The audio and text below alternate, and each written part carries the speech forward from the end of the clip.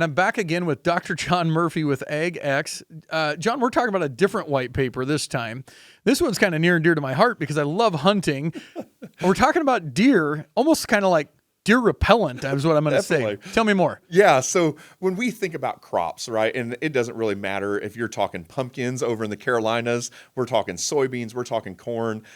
A huge problem is deer damage, right? And a lot of time, I'm a big hunter like you are, sir, my boys. We think, oh, we want the big bucks. But honestly, when you go through the field and you're cutting beans this time of year, you can tell right where the deer walked in. And as much as we love to hunt them, it costs us a lot of money. I have two different personas in this. The deer hunter side of me says, more deer. That's right. The farmer side of me says, nope, get them out of here.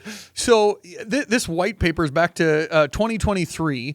And it's basically, you kind of did a trial, or you reviewed trials, correct? Yeah. Tell me more. Yep. So we kind of handled this in two different ways. It was actually part of our licensing that we had to have for our products to get them into all of our states. Okay. And they require that you have very specific guidelines that are kind of following the EPA.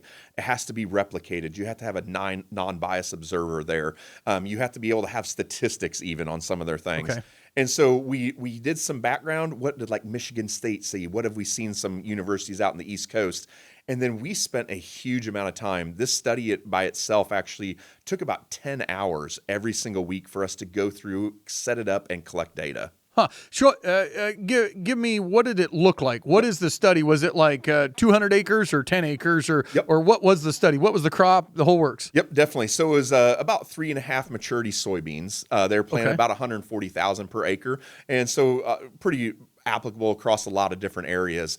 But what we did is we worked with a grower in Missouri that actually gets permits for deer removal during the growing season outside of deer harvest time because they have so much deer damage.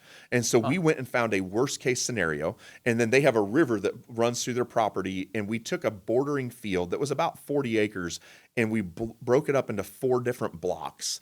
And so just kind of think about a block. A block could be 10 acres. 5 of it was treated, 5 of it was untreated. Oh, okay. And we replicated that 4 times across the field. So you had a neutral, if you will, or something that wasn't applied with the product. And what'd you find? Yep, definitely. So what we found is what you would expect. If you did not put any type of deer deterrent on there, like an XFence, you could have massive amounts of damage that was done to the soybeans. Some of the areas we saw upwards of 70% damage at peak times. But what we did find is when we went in and we applied XFence, if you averaged it across the whole season, across all of our replications, you reduced it by about 41%, which, let's be honest, 41% is a pretty substantial number.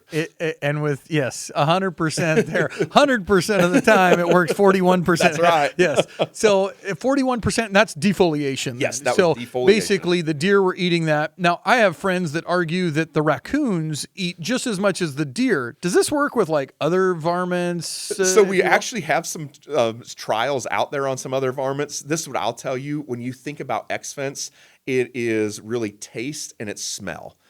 So when you're thinking about how can I stop that damage, whether you're looking mice and rats around a grain bin or we're talking deer out in the field, it has to be able to have that sensation where it's going to taste bad and it's going to smell bad. And I can tell you from personal experience, you get some on your hands, you know it's there. You know it's there. And then this has got to be animal safe as well. So, we're not trying to kill the deer. Yep. We are literally just trying to deter them from our area. Yeah, we're just trying to deter it. And you brought up a really good point there. We're trying to deter, and it's a really specific time frame because what we know is if we can deter that damage early, we're going to get a lot more yield, right? There's a lot of papers that have been published from land-grant universities that say, hey, early damage can cost you up to 80% of your yield. So when we think about XFence, that deterrent is all about timing. We get the soybean up, we get the cotyledons out, you get the first unifoliate, and then you get the first trifoliate. That's that timing that's so important to protect because the deer come in, they get down to that cotyledon, remove it, the plant's dead. Got it. So every product we apply, whether it's Roundup or it's XFence or whatever, they all have a half-life. Yep. They're going to lose their potency after a little while. Yep. How long does this last? Yep. So I will tell you my personal opinion and the research, about 21 days. We saw it work from 21 to 28 days. I always like to be on the safe side. So let's call it 21 days when you apply 16 ounces per acre. Okay. So 21 days. Can I use this? Like, let's say I'm a deer hunter and I'm going to put in a food plot, but I want it to grow. Yep.